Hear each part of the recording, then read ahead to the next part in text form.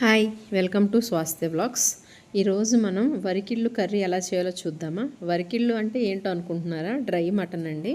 మటన్ని బాగా డ్రై చేసేస్తే ఇలా ఉంటుందన్నమాట. దాంతో ఇవాళ కర్రీ ఎలా చేయాలో చూద్దాం. ఫస్ట్ స్టవ్ మీద కుక్కర్ పెట్టేసి ఆయిల్ వేసుకోవాలి. ఆయిల్ కొంచెం హీట్ అయిన తర్వాత ఆనియన్స్, మిర్చి వేసేసేయాలండి. ఆనియన్స్, మిర్చి వేసిన తర్వాత అవి వేగడానికి కొంచెం సాల్ట్ వేస్తాను. తర్వాత మనకి అది మనకి కొంచెం గోల్డెన్ ఫ్రై అయ్యేదాకా కొంచెం ఫ్రై చేయాలి.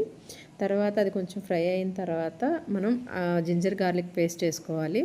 జింజర్ గార్లిక్ పేస్ట్ ఏంటంటే అప్పటికప్పుడు నూరి వేసుకుంటే బాగుంటుందన్నమాట. మేము మోస్ట్లీ మా ఇంట్లో ఇలాగే చేస్తాము. అప్పటికప్పుడు నూరి వేసుకుంటే ఆ టేస్ట్ చాలా బాగుంటుంది. సో అది వేసేసిన తర్వాత కొంతసేపు మగ్గనివ్వాలి. మనం అల్లం వెల్లిపాయ పేస్ట్ వేసేసిన తర్వాత ఒక 2 మినిట్స్ మగ్గేసిన తర్వాత మనం ఒక టమాటా కూడా వేసేసుకోవాలి. టమాటా కూడా వేసేసి కొంచెం ఆ టమాటా కూడా స్మూత్ అయ్యేదాకా మగ్గనివ్వాలండి. మీలో ఎంతమందికి వరికిళ్ళు అనేవి తెలుసు?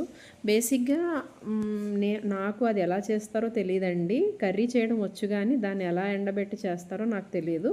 కానీ మా అత్తయ్య గారు బాగా చేస్తారనమాట. టమాటా వేసేసిన తర్వాత దాంట్లో కొంచెం సాల్ట్, కొంచెం పసుపు వేసేసి కొంచెం ఆ టమాటాను అంతా కలిపి స్మూత్గా మనకి మంచిగా మగ్గేసేదాకా ఒక 2 మినిట్స్ మనం మగ్గించుకోవాలి. తర్వాత వీటిని మనం ఈ కర్రీ వండుకోవాలి అని అనుకున్నప్పుడు ఒక 3 అవర్స్ ముందే కొంచెం హాట్ వాటర్లో వీటిని సోక్ చేసుకోవాలండి. అప్పుడే మనకి కొంచెం మెత్తబడతాయి అన్నమాట. తర్వాత హాట్ వాటర్లో సోక్ చేసుకున్న తర్వాత ఇలా చిన్న చిన్న పీసెస్గా కట్ చేసుకొని మనం ఒక 5 మినిట్స్ అయిపోయిన తర్వాత చూడండి ఆయిల్ అట్లా వచ్చి మనకి టమాటాను, ఉల్లిపాయ కూడా మంచిగా మగ్గేస్తుంది కదా. అప్పుడు ఈ మటన్ని అందులో వేసేసేయాలి. మంచిగా మటన్ వేసేసి మంచిగా టమాటాను అంతా కలిపేసి దానికి కలిపేలాగా మంచిగా కలిపేసుకోవాలి. ఇది డ్రై మటన్ అనేది మనకి నార్మల్ మటన్ కంటే కూడా ఇలా మసాలా పట్టించి ఎండలో పెట్టి చేస్తే దాంట్లో పోషక విలువలు చాలా పెరుగుతాయంటండి. సో ఇది నేను ఫస్ట్లో తినేదాన్ని కాదు, కానీ ఈ మధ్య అంత చాలా దీంట్లో మంచి ఉంది అని తెలుసుకున్న తర్వాత నేను తింటున్నా. మా పాపకైతే చాలా ఇష్టం అనమాట ఈ కర్రీ.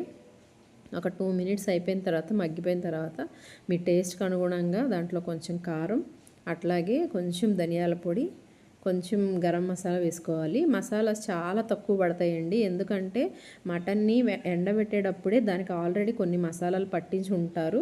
సో అందుకని ఎక్కువ మసాలాస్ వేసుకోక్కర్లేదు. కొంచెం మైల్డ్గానే వేసుకుంటే సరిపోతుంది. కొంచెం ధనియాల పొడి, అలాగే కొంచెం గరం మసాలా వేసుకోండి. మరి ఎక్కువ మసాలాలు అయిపోయినా కానీ మనకి కూర మరీ టూ మచ్ ఇదిగా ఉంటుంది, అంత టేస్ట్గా ఏమి ఉండదు. సో మైల్డ్గానే చేసుకోవాలి. అవి వేసేసిన తర్వాత మనం కొంచెం ఒక 1 గ్లాసు 1.5 గ్లాస్ వాటర్ పోసేసి కొంచెం సేపు అయిన తర్వాత 1.5 గ్లాస్ వాటర్ పోసిన తర్వాత కుక్కర్ విజిల్ పెట్టేసేయాలండి. కుక్కర్ పెట్టేసిన తర్వాత మోస్ట్లీ ఒక 3 to 4 విజిల్స్ రానిస్తే సరిపోతుంది. ఎందుకంటే అవి కొంచెం హార్డ్గా ఉంటాయి అన్నమాట. సో అవి మనకి ఆ విజిల్స్ ద్వారా కొంచెం మెత్తపడతాయి అవి. అప్పుడు మనకి టేస్ట్ చాలా చాలా బాగుంటుందన్నమాట. సో ఒక 1.5 గ్లాస్ వాటర్ పోసేసి కుక్కర్ పెట్టేసి ఒక 3 విజిల్స్ రానివ్వాలి. మోస్ట్లీ 3 విజిల్స్ వచ్చేసిన తర్వాత మనకి కూర అయిపోయినట్టేనండి. చాలా చాలా అంటే ఆయిల్ అంతా పైకి వచ్చేస్తుంది.